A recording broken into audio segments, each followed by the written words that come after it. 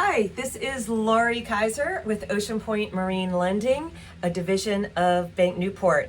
I am coming to you today from the Severn River, which is right off the Chesapeake Bay, right outside of Annapolis. It's a gorgeous day. I hope that you are having a great day as well.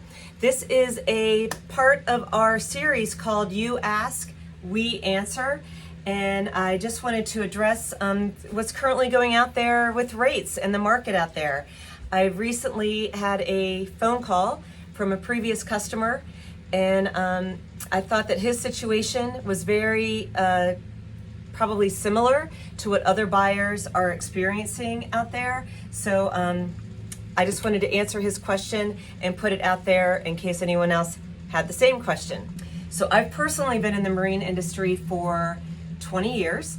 I've done marine financing for that long, and I have seen a lot of rates and programs over those years. We've definitely gone up and down and up and down. It's sort of a cyclical event, but I just wanted to address what we're currently experiencing. We enjoyed a period of time, several years, where rates were like super low. Recreational rates were as low as we've ever seen them. And we had that for a couple of years, and it sort of began to feel normal that rates be that low. But I'm going to say that if you look at it historically, where rates are right now are pretty average. They're pretty standard to what we have experienced over the last 20, 30, 35 years. So that's something to keep in mind, that we're kind of standard rates right now. But we've gone through some interesting times in the boating industry because of recent pandemic. So when that began, a lot of people decided that they either wanted to begin boating, they wanted to get out there on the water with their family and do some quality time out there with their family. And so boat sales skyrocketed. Boat dealers, they would list a boat and it was sold the next day. Because of that, because of the demand, of course, then prices went up, right? So that's two things that happened because of this pandemic and what was going on in the boating industry at the time. So I had a customer recently call me, and this is where the question comes in, and he was legitimately mad at himself. He was like, Laurie, I can't believe I made this decision. I don't know what to do. What are my options? So this is what happened to him, and I would imagine might be pretty similar to, or the same as to, quite a few buyers out there. So he and his wife had decided to upgrade their boat. They wanted a larger boat. They really enjoyed the boat that they had, but they just felt that with a larger boat, they'd be able to do more with their kids. They'd be able to go more places, go further than what they had been able to in their previous boat. But they had decided to wait. They wanted to see if they waited a boating season, that more boats would be available on the market for them to choose from in their price range. And they kind of thought that if they waited, that maybe the prices would start to even out a little bit, get a little bit more normal on the boat prices. So that's what they did. They waited. They didn't want to wait, but that's what they decided to do. So this year they were supposed to buy the boat, and the reason he's mad at himself is now rates are higher. You know, they're not in the threes like they were last year. They're now, around 7, maybe a little less, maybe a little bit more, but we'll call it 7. So he was like, great, I shouldn't have waited.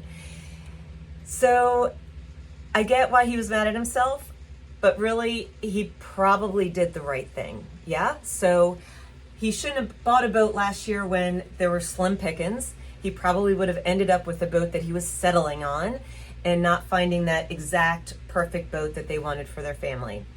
So now what, right? So they don't want to miss out on another boating season, or heaven forbid, another 2 boating seasons, while they're waiting for rates to go down. So what are his options? So let's discuss the rate part again. So yes, rates are higher, but so are short-term savings rates. So you're asking, okay, what does that have to do with my recreational boat loan rate? It has a lot to do with it.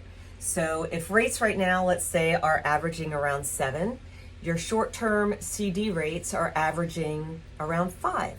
So that's really only a net difference of 2%. That's not a big deal. That is definitely not a big deal. So if you were considering paying cash for your boat, you might want to reconsider, because rates are always cyclical in any sort of business, but especially the marine recreational lending industry. So we would expect these rates to go back down in another year or two. So with that net 2% difference, what we can do is you take your loan at 7% now, and in a year or two, we're refinancing you into a lower rate. So you might be thinking, oh, refinancing that, I bet that's a hassle. It's not a hassle.